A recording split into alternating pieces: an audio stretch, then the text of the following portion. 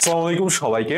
আমি শেষ মুহূর্তে আসলে তোমাদের সাথে উপস্থিত হয়েছি দুইটা কারণে। এক নাম্বার কারণ হচ্ছে ম্যাক্সিমাম স্টুডেন্ট বলতেছে ভাই আমার এখন মডেল টেস্টের নাম্বার বাড়তেছে না, এবং আমি আস্তে আস্তে আস্তে আস্তে নিজের কনফিডেন্সটা যতটুকু ছিল ততটুকু আসলে আমি আর রাখতে পারতেছি না, এবং আমি ডিমোটিভেটেড এবং ফ্রাস্ট্রেটেড এবং টায়ার্ড, যথেষ্ট পরিমাণ টায়ার্ড। কারণ কত সম্ভব আর এত পরে আমার নাম্বার বাড়তেছে না, আমি পড়াশোনা করবো ছেড়ে দিব, আমার মেডিকেলে সম্ভব না।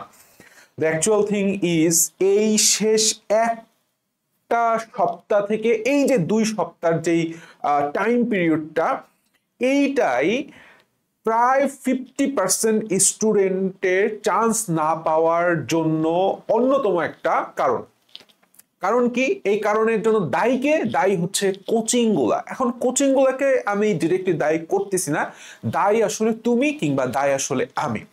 কারণ কি দেখো, কোচিং গুলো এখন বর্তমান যে কোচিং এর কথাই তুমি বলো না কেন, তারা যেভাবে যে প্যাটার্নে প্রশ্ন করতেছে, আমি আসলে মডেল টেস্টের কোশ্চেন গুলা দেখে খুবই ব্যথিত হয়েছি বলা যায় যে এই লেভেলের প্রশ্ন প্রথম অ্যাজ এ অ্যাভারেজ স্টুডেন্ট তাদের পারার কথা না। এখন তুমি যখন এরকম বেশি বেশি কঠিন পরীক্ষায় প্রশ্ন দিচ্ছ বিভিন্ন কোচিং সেন্টার গুলাতে, এবং তোমার নাম্বার কম আসতেছে 60, কখনো 70, সর্বোচ্চ হলে 75 আসতেছে, অনেক সেকেন্ড টাইমারদেরও এমন সমস্যা হচ্ছে, তোমার কনফিডেন্স বললাম আস্তে আস্তে লোয়ার্ড হইতেছে। এন্ড দ্য থিং ইজ, তুমি বললাম যা পড়ার পড়তো ভাই, তোমার এখন তোমার মেন্টালিটিটাকে চেঞ্জ করতে হবে, মেন্টালিটিটাকে স্ট্রং করতে হবে, তাই না? কিন্তু তুমি যদি এখন নতুন করে পরীক্ষা দিতে যায়, বরঞ্চ তোমার কনফিডেন্স হারাও, এবং এই কনফিডেন্সের কারণে তোমার পড়াও হচ্ছে না ঠিক মতো, তুমি পড়তে গেলে তোমার মধ্যে নেগেটিভিটি কাজ করতেছে, আলটিমেটলি এই একটা সপ্তাহ বা 10 দিন 12 দিন যাই আছে না কেন তোমার নষ্ট হবে, এবং তুমি আসলে পস্তাবা মেডিকেল ভর্তি পরীক্ষায়। তাহলে এক নাম্বার কথা হচ্ছে, এখন আমাদের মেডিকেলের জন্য এখন এই সময়ে তোমার এক নাম্বার কাজ হচ্ছে কোচিং যাওয়া বন্ধ করো, কোচিং এ পরীক্ষা দেওয়া বন্ধ করো, রাদার দেন সহজ সহজ প্রশ্নের পরীক্ষা দিয়ে নিজের কনফিডেন্স বাড়াও।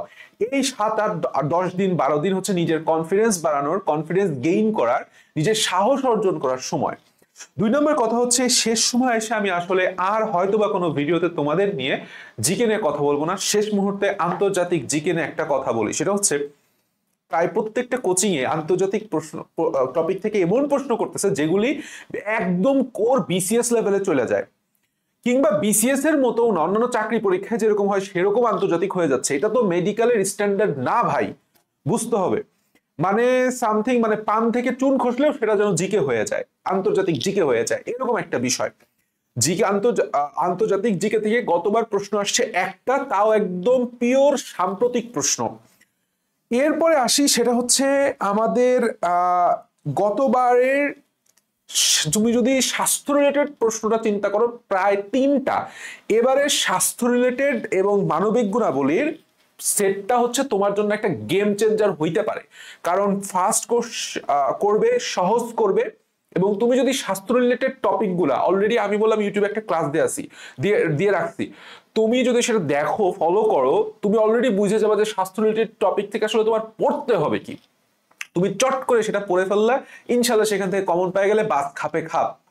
এখন আসো আমাদের আন্তর্জাতিক জিকে, আমি টপিকগুলো লিখে রাখছি খাতায়। আন্তর্জাতিক জিকে তুমি যে একেবারেই পড়বা না যে তা না, হ্যাঁ, বিগত বছরগুলো অ্যানালাইসিস করলে আমরা দেখতে পাই একটা নাম্বার টপিক, সেটা হচ্ছে বিভিন্ন গুরুত্বপূর্ণ সংস্থা, বিমানবন্দর যেমন গোয়েন্দা সংস্থা ইত্যাদির কোন দেশে কোথায় অবস্থিত।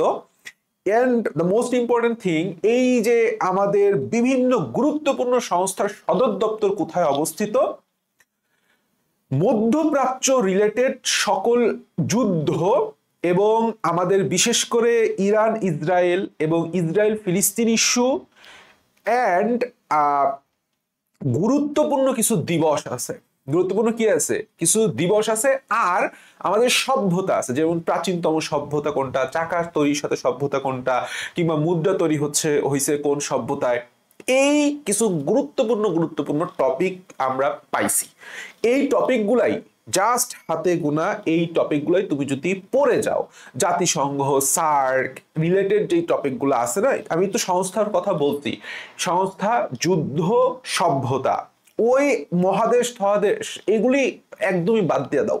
এই টপিকগুলো যদি তুমি পড়ে যাও শেষ মুহূর্তে আমি মনে করি ইনশাআল্লাহ তোমার একটা ভালো স্ট্রং পজিশন, মানে স্ট্রং একটা কনফিডেন্স বিল্ড আপ হবে এবং তুমি কমন পাবা। ওকে, এই পর্যন্তই কথা। Best of luck.